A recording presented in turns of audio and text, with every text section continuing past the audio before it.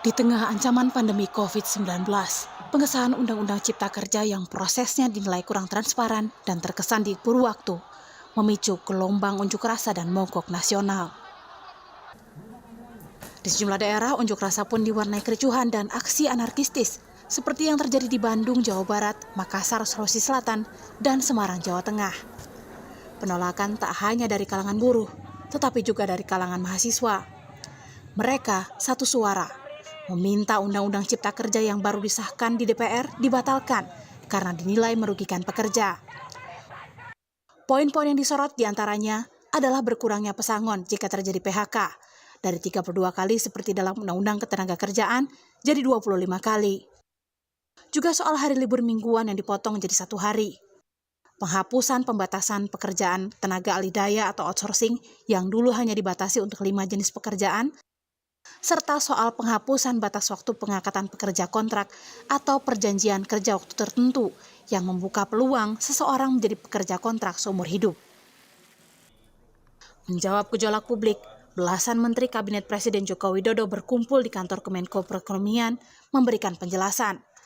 Pemerintah bersikukuh, Undang-Undang Cipta Kerja ini justru memberikan perlindungan tambahan bagi pekerja sekaligus mempermudah usaha. Cipta Kerja tetap mengatur syarat-syarat dan perlindungan hak bagi pekerja atau buruh PKWT yang menjadi dasar dalam penyusunan perjanjian kerja. Di samping itu juga Undang-Undang Cipta Kerja mengatur perlindungan tambahan berupa kompensasi pekerja atau buruh pada saat berakhirnya PKWT.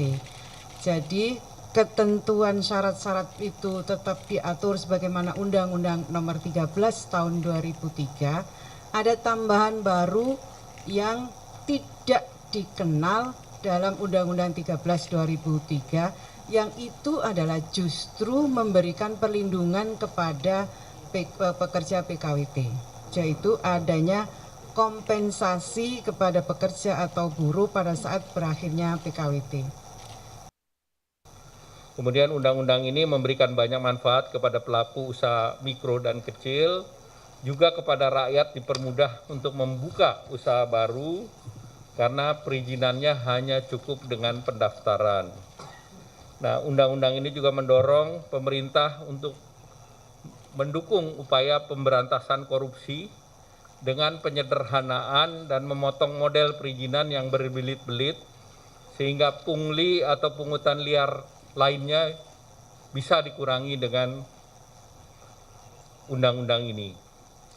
Undang-undang diharapkan menjadi solusi untuk menciptakan lapangan kerja baru dengan tetap memberikan perlindungan kepada UMKM dan koperasi serta meningkatkan perlindungan bagi para pekerja maupun kepada para buruh. Tapi, apakah Indonesia memang membutuhkan undang-undang sapu jagat ini untuk meningkatkan investasi? Undang-undang Cipta Kerja ini kan untuk menarik mereka, benar nggak demikian? Tidak betul.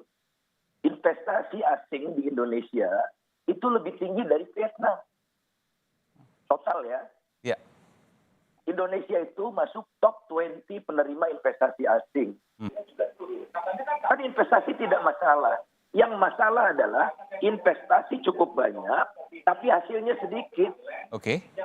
Jadi ada yang namanya ICOR, Incremental Capital Output Ratio. Jadi kita investasi banyak, hasilnya sedikit karena apa? Boros, korupsi masih merajalela. Oke. Tidak pakai tender. Itu yang harus diselesaikan.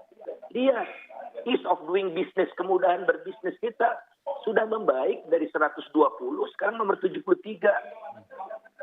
Ya. Yang buruk itu, yang tidak kunjung membaik, elemen cross-border trade. Jadi, hambatannya barang keluar masuk, itu paling repot. Yang menyebabkan orang malas ke sini. Karena apa? Ada biaya masuk, ada larangan ekspor. Itu yang bikin pening kepala tidak ada di omnibus itu. Di mata pengusaha, Undang-Undang Cipta Kerja diperlukan untuk memangkas birokrasi, juga meringankan beban pengusaha, termasuk urusan besaran pesangon. Tapi pesangon yang besar dinilai jadi kompensasi terhadap kecilnya jaminan sosial tenaga kerja di Indonesia. Kan kami melihat di lapangan permasalahan yang kami hadapi sebagai investor lokal. Nah, yang namanya hiperregulasi itu benar. yang namanya tumpang tindih perizinan itu betul gitu. Itu kenyataan yang ada di lapangan yang sekarang Sepakat, ini betul. sangat buat kami itu sangat menyusahkan dalam kami ini berbisnis. Nah, Indonesia paling tinggi nomor 2 di dunia untuk Pesangon, perhitungan oke. pesangon, ya kan?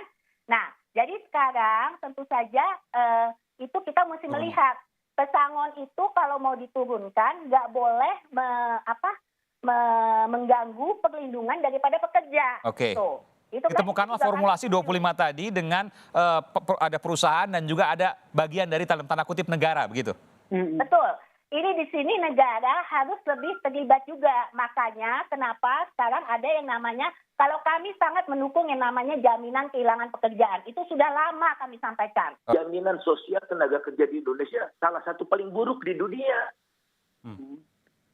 Jadi oleh karena itu mereka minta pesangonnya karena sistem jaminan sosialnya buruk. Oke. Berapa sih yang dikontribusikan oleh pekerja ditambah dengan bajikan untuk bayar BPJS? Tidak sampai 10%. Oke. Semua dikasih pengusaha. Maunya apa aja dikasih semua. Kemudahan dapat tanah, kemudahan kontrak, pajak sudah diturunkan. Pajak itu tadinya 25% ya, corporate income tax. Tahun ini diturunkan jadi 22%. Tahun 2022, 20%. Apa yang dikasih ke buruh? Semua buat pengusaha ini. Pro kontra berlanjut, tapi gugatan uji materi ke Mahkamah Konstitusi menanti begitu Undang-Undang Cipta Kerja menjadi lembar negara. Negara tak boleh lupa, yang seharusnya jadi pertimbangan utama dari produk undang-undang adalah sebesar-besarnya kesejahteraan masyarakat. Tim Liputan, Kompas TV.